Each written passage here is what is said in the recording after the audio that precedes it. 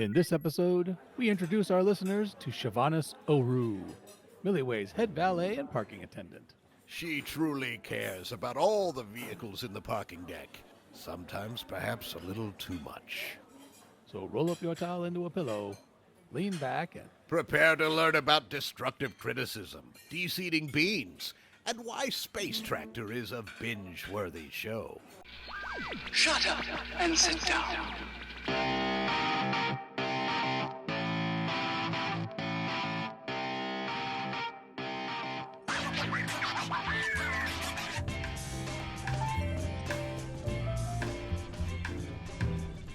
welcome back to Hitchhikers and Appetizers at Milliways in booth 42. I am Trellis Gardeen, your intrepid host, and with me as always, my tag teamer of appetizers, Horatio Zinn. I am Horatio Zinn, and I am always here to help out with appetizers. A friend in need of appetizers being consumed is a friend I value. I do value that, Horatio, because some of these appetizers are not a one-person deal.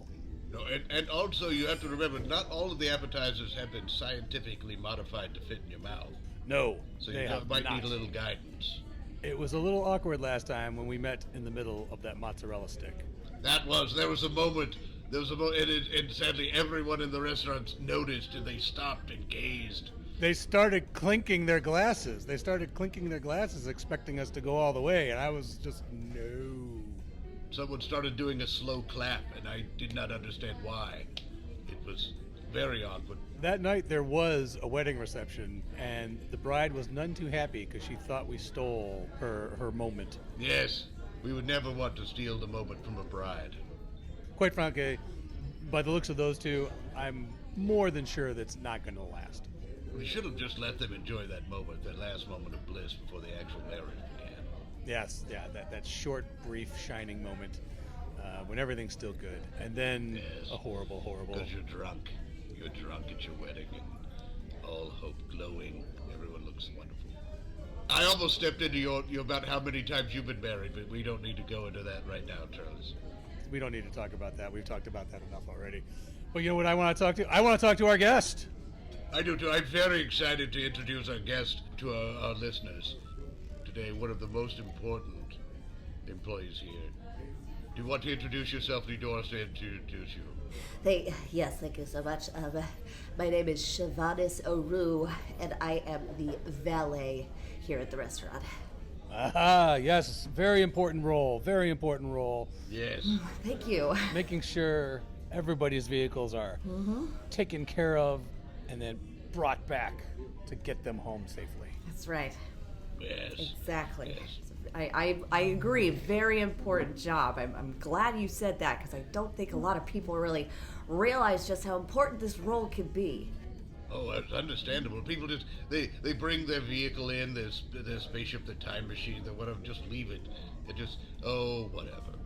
They leave their vehicle here all alone in a strange place, and the vehicle just isn't quite sure exactly what's going on, and that is where I come in.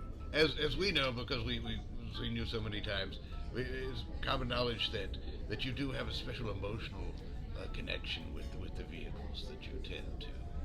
You know, I really do. Every vehicle has their own story, and many times while they're waiting for their owners to finish having their grand old time in the restaurant, they need someone to talk to, and I can often be that person for them. I find it extraordinarily rewarding. That is wonderful. It's a wonderful service you provide for all the lonely vehicles that you go. Well, thank goodness we hitchhiked here, because otherwise I would feel bad about leaving a vehicle that I'd brought here out there for that long in the parking area. There's so many things that these vehicles could bring to their owners' lives if only they were given the chance. I'm curious, Trellis or Horatio, do you have a vehicle at home? I have one in storage. It's a lovely storage unit, as I understand it. Unfortunately, I can't remember where it is. I drew a map, but then I realized it was a a map to something else. I lost track of where I was going in the middle of drawing the map. That's really bad. I'm so sorry. I don't feel good about it. That'd be like leaving your wife in storage. That I did not leave my wife. One of my ex-wives is not necessarily in storage, but she is in an alternate timeline. But she could be like storage. I'm not sure. It could be an alternate universe where everyone is in a storage unit. And how about you, Trellis? I do not own a vehicle. I tend to bum rides off of my friends who do own vehicles. Yes. That way, I don't have to worry about any separation anxiety. He lived in my vehicle for a while. It was not a pleasant experience. Not that I want to tell on Horatio, but I guess I'm going to tell on Horatio. Like, chip bags, food, Trail. discarded drink containers, ashtrays filled, overflowing, burnt out headlight. Expired maps. It could be considered abuse. His vehicle was not well kept for. I'm sorry to tell you this, Siobhanus, but I know it hurts. I can see the hurt on your face. And I'll be honest, that just breaks my heart. Horatio, I hope you find her, and I hope you have a chance to make things right. I will make that my mission now, to track it down and possibly clean it out, take it over, get a good wash somewhere. It was the perfect car maintenance gesture. That was. Yes. I'm glad you realized just how valuable that this is, because I'll tell you, when you meet the vehicle that could have changed your life and you watch her being driven away by another man, that is something that you will take with you for the rest of your life, and I just don't want you to hold on to those regrets. Now, as a valet, you're dealing with all these vehicles. How come you haven't been able to commit to one vehicle yourself? Wow, oof, we're diving in. Oh, Trellis, we're gonna get diving deep early on in the interview. Just get the scalpel. Get the scalpel, not the hatchet next time, Trellis. I'll be honest, I try, boys. I put myself out there every time I get into a new car, and all these promises are made. In the moment, things just feel really hot and heavy, and everything's new and exciting, and I don't know where the windshield wipers are, and how do you turn on the headlights? And I find the button, but they always go back. They say they'll leave, and they never do. So while I am the common denominator in this situation, I gotta say that I think the commitment issues are not on my side, if I'm being frank. I understand. You'd be happy for the cars down at the parking lot to stay, but they just always keep leaving you. They just leave at the end of the night every time. Has there ever been an occasion where someone left a vehicle, did not claim it? There was one time. In that case, I will take the blame. I got bored. Oh. Things got predictable. Got bored, and that left the vehicle. Yeah. That's neat. Yeah, so, I thought maybe this would be the one, but I gotta be honest. That vehicle, his mother, was just a nightmare to deal with. Oh. That makes me want to ask the question of, you get to see and meet and greet and deal with every single being that eats here, because you are the one parking those vehicles. Tell us a little bit about, what are some of the more interesting people that have come through? How do they treat the valet? You would be fascinated. Oh, and what kinds of things do they leave in their vehicles? You would think that the more important customers at the restaurant, the prime ministers and the grand viziers, they would be the ones with the neatest and most sparkling interiors. That's not the case. In fact, I find that the higher the status of being, the lower the quality of their car's interiors. It really feels like they're taking their interior filth and just spreading it around. In that way, you would think that the interior of my car would be spotless and wonderful. Then, in that case, I was just thinking the same thing. You are not grand or high in up in any planet's governmental agencies. I am not. I am definitely not high enough status to have as filthy a car as I do. Yes, exactly. That's a good way to put it. You don't deserve the dirty car you keep. No. I mean, if your interior filth is on the exterior, then that does make sense still. Oh, that's true. Well, if that was the case, then the car would be covered with excess food and crumbs and things like that. So that's how you would know my vehicle chances are. That Now, how long have you been the head valet at Millyways?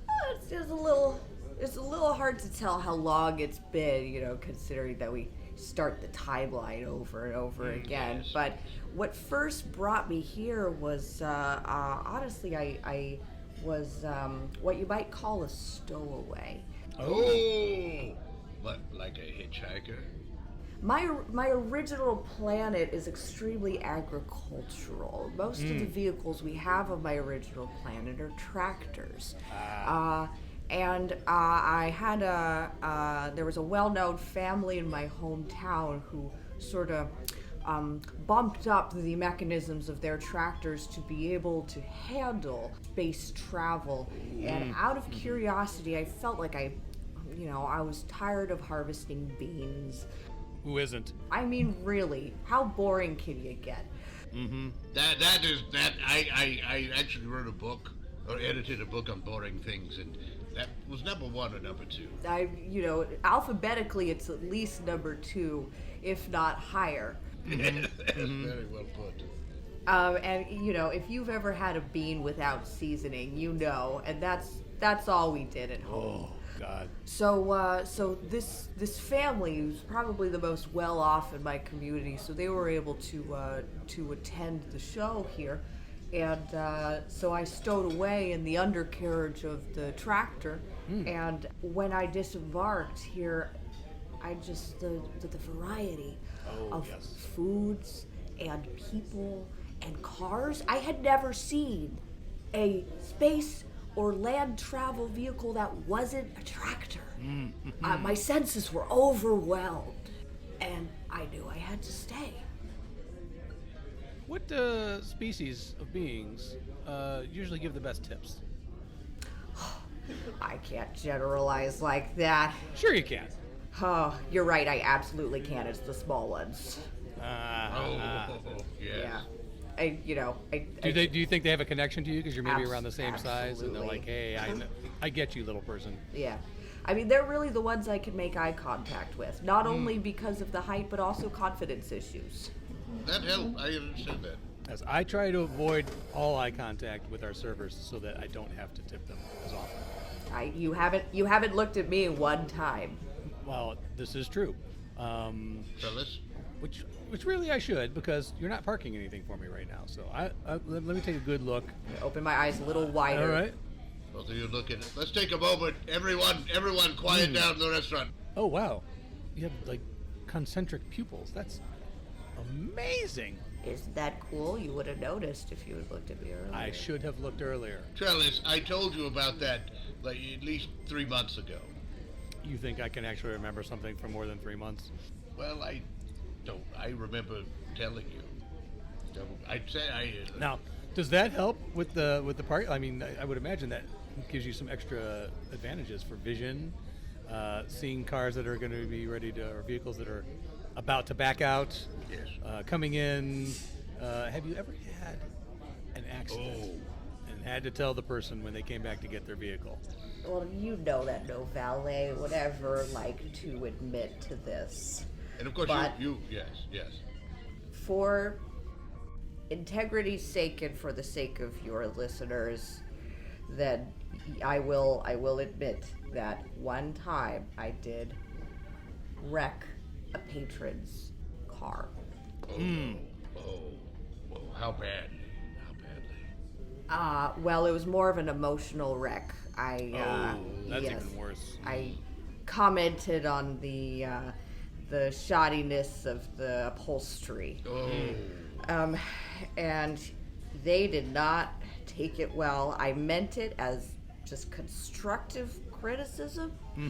I did not mean to hurt their feelings as deeply as I had. I mostly just wanted to see if I could recommend a good upholsterer, but You were trying to help. You were just trying to help. but that relationship crashed and burned. Yes. It's funny how constructive criticism very rarely actually constructs anything good. No, it's more constructive criticism is a bit of an ironic phrase. Yes. More It's destructive. true. Sort of a contradiction in terms. Isn't it destructive criticism because you're knocking it down? But if they'd only listen, because when you're giving it, you know better of obviously what they need to do, and they just don't want to listen. And then you say, I'm sorry that you feel that way, and somehow they get madder. Exactly. And then you're all about, oh, calm down, you're overreacting. And they won't take the advice to calm down. No. Cars, am I right? And the louder you yell, the calmer they should be, I think. Right. I agree. Calm down! And also, especially if you have a line of people and you just start slapping them in the face. We found an interesting intersection in our philosophies here, gentlemen. I think so. I'm surprised this hasn't come up before. I tend to just turn on music, so have you been surprised by some of the musical selections when you get into the vehicle? Oh, good question. Oh, I didn't expect them to be listening to that. That's, woo! Not anymore. I used to, but honestly, you really can never tell. There was one story I can recall of this very elderly squid. She got out, and I got into the car, and it was the hardest core black metal that you could have ever heard. This is in the depths of the darkness. Yes. Did it shake you to your soul? It did, and I popped the CD-ROM out. As a dated vehicle. I popped the CD-ROM out. I took a look at it, and the band was just called Ink, which I guess was on brand for her species. But Yes, such a sweet little thing. Was talking about spraying people in the face and hiding in the blackness, and Right. I mean, it was really incredible. In this cloud, I sit and wait. Yeah, exactly. It was like, I will eat your fish. I will eat your fish. Sha-na-na-na, sha-na-na-na, sha-na-na-na, t-t-t. I have heard you humming that sometimes while you're parking vehicles. It's catchy. Yeah. It is. Good. It's hard to. Now I'm going to be humming that for a while. It's an earworm. I will eat your fish. I will. Yeah, I'm sorry. I'm writing that. I have to remember just. I think I might have to make that my new ringtone. I will eat your face. No, it's not face. It's fish. Oh, She was a she squid. didn't eat any faces when she was here. I hope not. I must be thinking of the cover of the song by a different band, the one where they changed it to face. It was a love song on that planet. Is eating someone else's face is a compliment. It's like your face looks delicious, Oh, and sounds that's how you romantic. know someone love. Sounds nice. Now, have you ever taken any vehicles for a joyride? Oh, well, If there's one vehicle that you could take, what would? every ride in every vehicle has been a joyride. I'm just full of joy. I'm going to write that down. Here and there when I notice that a vehicle just seems particularly emotionally neglected, I'll take him or her, they out into space and Very good. and just talk. I feel like the both of you have some pretty messed up relationships with your cars. Have you thought about attending cars therapy? I did therapy with it was a strato cruiser. It was more of a physical attraction. In that way, emotionally we just did not connect as much, and also I could never get the seat in the right position. Well, I think that's why you put it in storage, right? You decided to take a break. Yes, and I think it was better for both of us. You were free to see other cars, and your vehicle, unfortunately, is not apparently allowed to see other owners or drivers. Well, no, the Stratocruiser actually was the one who suggested that we take some time apart. So I'd like to get away. And is there a storage facility somewhere where I can maybe go and get myself together? It could go work on itself. That makes me feel so much better that at least the storage was Voluntary? consensual. Yes, Zoe definitely suggested. He said, I would rather be in storage than have you drive me anymore. Horatio, did you ever think perhaps your penchant for driving without clothes may have been a red flag? At least a red flag. Well, although we did compromise, we came up with the towel rule. What's the towel rule? always put a towel between my bare surface and the car's bare surface. At the car's bare surface? Oh, got it. Well, that's graphic. Yes, isn't it? As you know, all hitchhikers with this have a towel with them because of all the many uses of towels. You can use it as a blanket, or you can just use it to maintain a more civil relationship with your vehicle. Now, have you ever thought about, in addition to the parking of the vehicles, and this is just coming to me right now, maybe as an extra service you could offer, doing a detailing while everyone's eating, and for people like Horatio who are not caring for their vehicles, they could come back out to almost a brand new vehicle. Oh, that's an incredible idea. Yes. Could get into like all the nooks and crannies and just really get in there and. Oh, the nooks and crannies.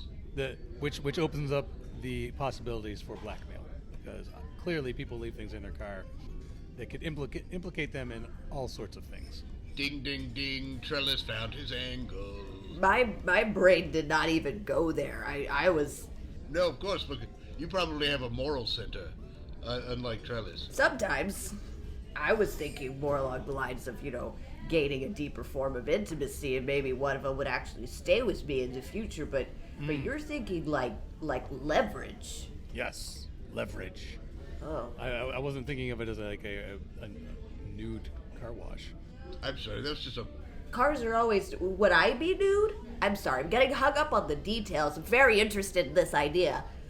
You be you. You be you, Siobhanus. You sounded like you were going to make it much more intimate than I was picturing, and that's why I'm worried that you were going to try and wash the cars without any clothes. Yes. It's a whole new frontier out there. There's so many possibilities. I would say me washing cars without clothes would be pretty terrible. I just want to say, I know I wouldn't want that to happen. It's bad enough that I would sit in a car like that. Well, what kinds of things would you say, hypothetically, would you look out for in a car to use as leverage? This is definitely Trellis's area, coming up with leverage. Jewelry that's not intended for your significant other, perhaps. Jewelry. Ooh, undergarments. Perhaps undergarments have been left behind. Tentacles or hair. Unintentionally. Tentacles, hair, other parts that, clearly don't belong to someone who shouldn't have been, who was supposed to be there. Oh, videos that are just terribly overdue, that have not been returned. Bodies in the trunk, bags of money. Receipts for bodies in the trunk and bags of money. Exactly. Yes. Video footage of having killed someone and buried them. Ooh. Those are just the basics. You have introduced me to a lot of really great possibilities there. I think I may write up a proposal, perhaps a PowerPoint, and see if we can start to introduce this service. And I've got the title for your opening slide. Siobhanus O'Roo, Blackmail 2. Ooh. I was wondering, this is something maybe to exclude Trellis from the conversation a bit, because something we share. We both are fans of the old video series Space Tractor. I would not be caught dead on a tractor. Let's just put that out. No. But the series Space Tractor, I think you and I both, we've talked about, we have a love for that, and I actually have spent some wonderful time sitting down in the ballet area with you in the booth, watching reruns of Space Tractor. I'm just glad you finally found someone to sit through that show with you. It's a wonderful show. You just don't understand it. You asked me so many times, and I've said no. So. You don't understand it. There are very few people who truly appreciate the media that my planet has put out. Granted, a lot of it is bean-centered, so I understand. Yes. But Space Tractor is by far the most exciting thing. And as you both now know, it's based on a true story. Yeah. So, thank you. I sometimes I feel as though our larger contributions to the galactic culture are not appreciated, and it's nice to know that we've made an impact. I think more people need to go and experience Space Tractor, watch the whole series, and you will watch as Murphy and Sparkle search the universe for that ultimate being. And unfortunately, it was canceled before they ever actually found the bean. Well, yeah, it was one season, but it was like 300 episodes, wasn't it? Yes, they're very dedicated. They did not edit a thing. No, they really wanted to let that script breathe, and that's what I really appreciate about it. You know, not many television shows would take the time to show the detail that goes into making a peanut butter and jelly sandwich on screen for about 3 to 5 minutes at a stretch. And I appreciate that level of realism. Yes, they took the reality, the real-time aspect to the extreme. The 10-episode arc in the middle of it, where they just literally had the camera on the fields and you just watched the beans grow, was just too much for me. That's when I checked out, and I'm like... That's when I couldn't get enough. The 3 episodes where Murphy was snoring, which was keeping Sparkle up, and you're just watching. Do you remember that third toss and the pillow punch and the settle back in? Oh. That was wild! I will rewind that. I actually have a GIF of that I just have on my device.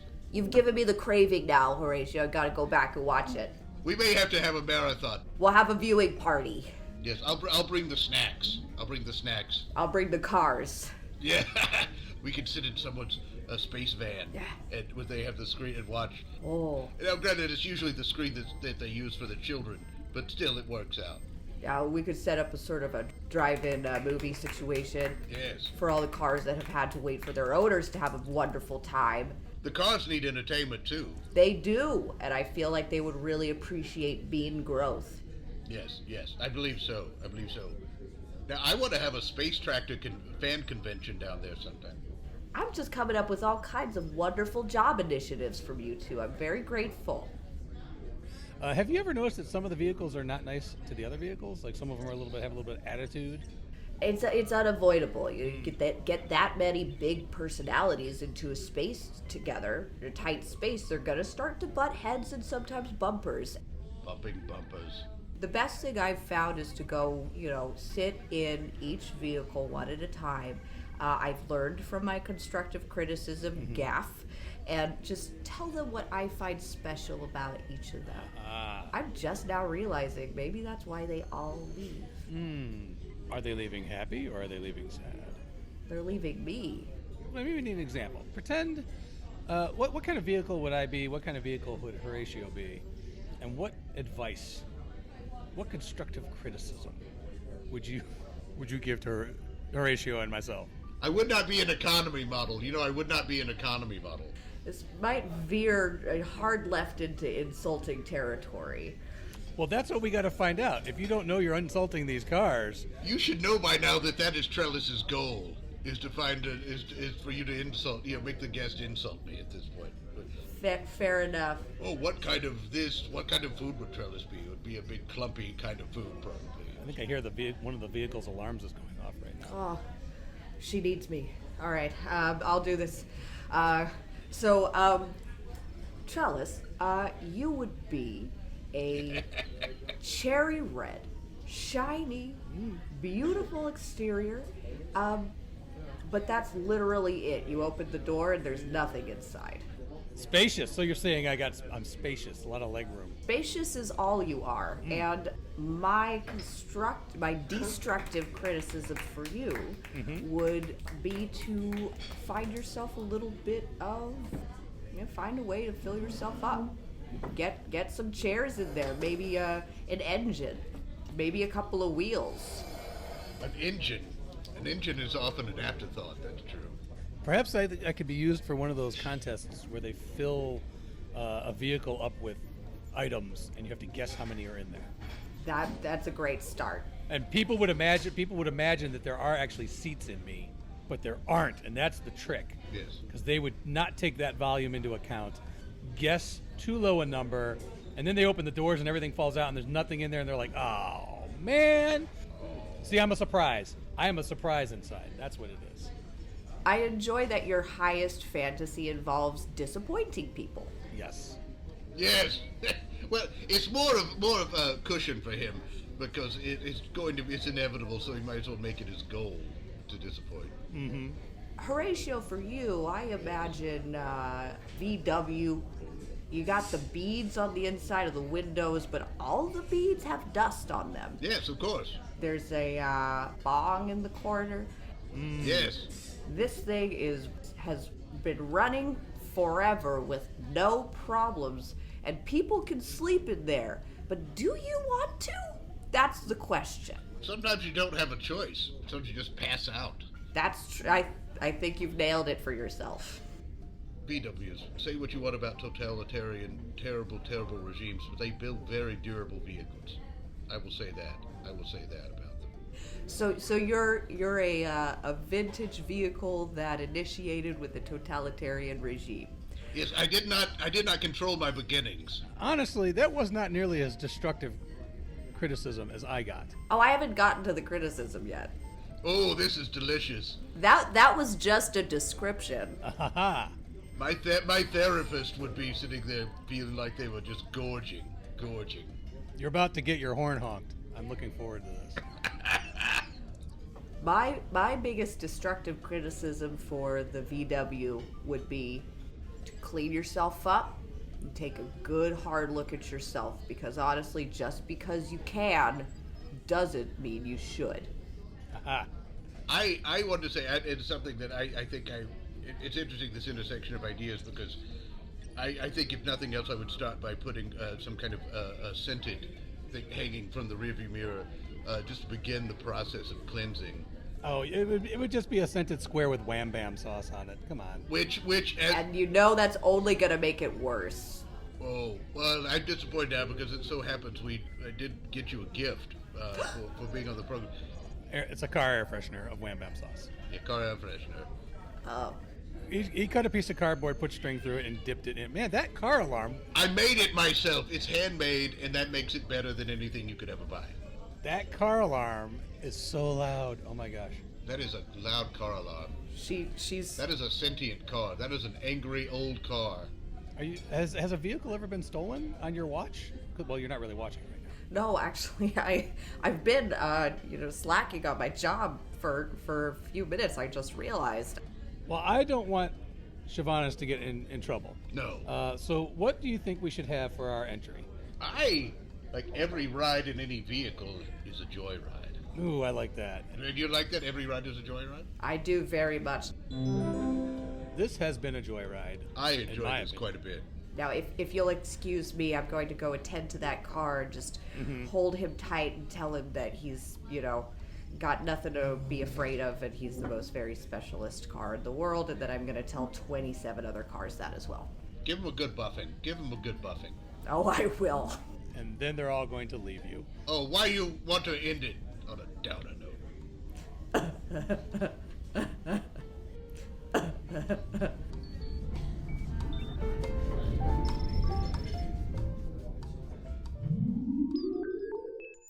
Thank you for joining us for Hitchhikers and Appetizers. And of course, special thanks goes to our guest, Siobhanus O'Roo. I have been Horatio Zinn. And I continue to be Trellis Gardeen. Until next time, keep your towels clean. And if a merciless emperor threatens your home planet, your gridiron skills and strength of purity will save the day. So don't panic. Everything you heard in this episode was improvised, but not everything improvised was heard. This episode of Hitchhikers and Appetizers featured the voice talents of Mike Gorgone as Trellis Gardeen, Bran Peacock as Horatio Zinn, and Nicole O'Dell as Siobhanus O'Roo. Finally, Hitchhikers and Appetizers is part of the Improv in Action Network. Check out other great improvised podcasts and projects at improvinaction.com.